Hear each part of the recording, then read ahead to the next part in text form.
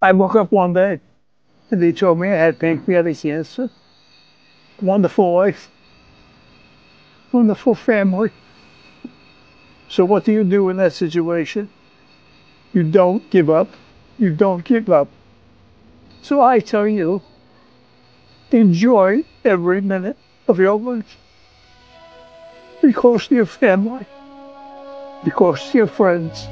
And have compassion and understanding of other people. Ito po si Judge Frank Caprio na pumanaw kamakailan lamang po sanhi ng kanyang sakit na kanser at napakaganda ng kanyang iniwang mga salita. Totoo nga naman ang buhay ay dapat mong pinapahalagahan. Hindi sa pagkakataon na ikaw ay may sakit na, pag ikaw ay masama na ang pakiramdam, may karamdaman ka na, hindi mo na kayang kumilos at nalalaman mo na malapit ka nang matapos sa mundong ito at saka mo palang gagawin yung mga bagay na hindi mo na ginagawa dati. Ngayon mo palang papahalagaan yung buhay mo kung kailan nasa bingit ka na ng iyong kamatayan o di kaya naman ikaw ay nasa banig na ng karamdaman. Pahalagahan mo ang buhay mo sa bagay ng Panginoon at hindi sa mga bagay ng sanlibutan ito. Dahil pwede mong pahalagahan ang iyong buhay gamit ang sanlibutan ito. Pero mas maganda na pinapahalagahan mo at binavalue mo ang buhay mo na kasama mo ang Panginoon. Kaibigan, kapatid, yung taong yan ay napakabuting hukom. Pero alam niyo po ba na merong mas kataas-taas ang hukom? Yan ay walang iba kundi ang ating Panginoong Jesucristo.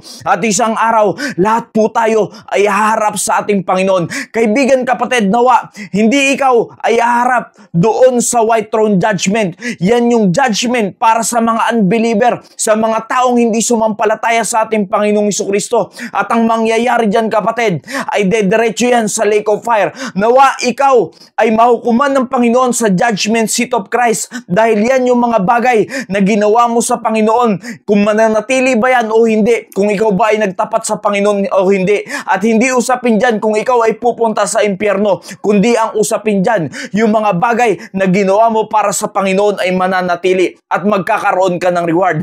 Yan sana ang mahatulan ka, yan sana ang maabutan mo, yan sana ang pagharap mo sa Panginoon, yung ikaw ay haharap sa judgment seat of Christ at hindi ka haharap doon sa white throne judgment kung saan ay diretso ka sa dagat-dagatang apoy. You see, tama na dapat pinapahalagahan mo ang iyong buhay, pero paano mo papahalagahan yan kung hanggang ngayon ay wala ka pa rin sa ating Panginoong Hesus? Hanggang ngayon ay hindi ka pa rin sumasampalataya na ang ating Panginoong Jesucristo lamang ang siyang daan, ang tanging daan papunta sa kaligtasan at hindi na kung sino pang iba.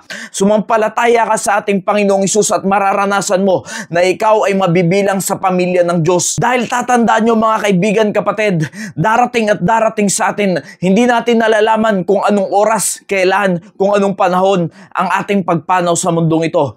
Pero ito dapat ang tinitiyak mo, na pag dumating ang araw na yan, alam mo kung saan tutungo ang iyong kaluluwa. Hindi mo para isugal yung kaluluwa mo na bahala na kung saan ito pupunta, kung sa langit man o sa impyerno. Ngayon pa lang, habang ikaw ay nabubuhay, pwede kang magdesisyon. Pwede kang magdesisyon kung saan dediretso ang iyong kaluluwa. Kung gusto mo ba yan mapunta sa langit kapiling ng Diyos o mapunta yan sa impyerno kasama ng mga demonyo na nag-aklas sa ating Panginoon. Kasi ang kamatayan ay hindi po dapat kinakatakutan, bagkus yan ay dapat pinaghahandaan mo. Huwag kang magbaka sakali na baka pupunta naman ako ng langit. Ngayon pa lang, kung napapanood mo ang video na ito at hindi ka pa sumasampalataya ng totoo sa iyong puso sa ating Panginoong Jesucristo na siya lamang ang kayang magligtas ng iyong kaluluwa, mag-isip-isip ka na kung saan ba talaga tutungo ang iyong kaluluwa dahil hindi mo alam, hindi natin alam sa bawat isa sa atin kung kailan darating ang ating takdang oras, kung kailan darating yung appointed time natin. Kaya alam nyo po,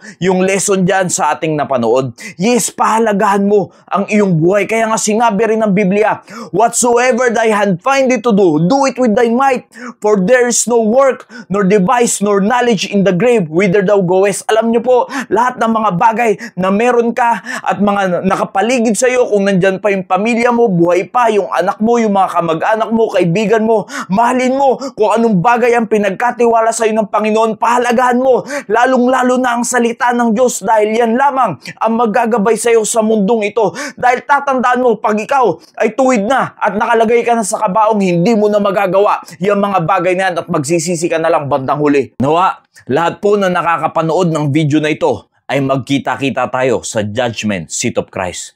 Nawa, naging pagpapala po ang mensaheng ito. Maraming salamat po and God bless you all.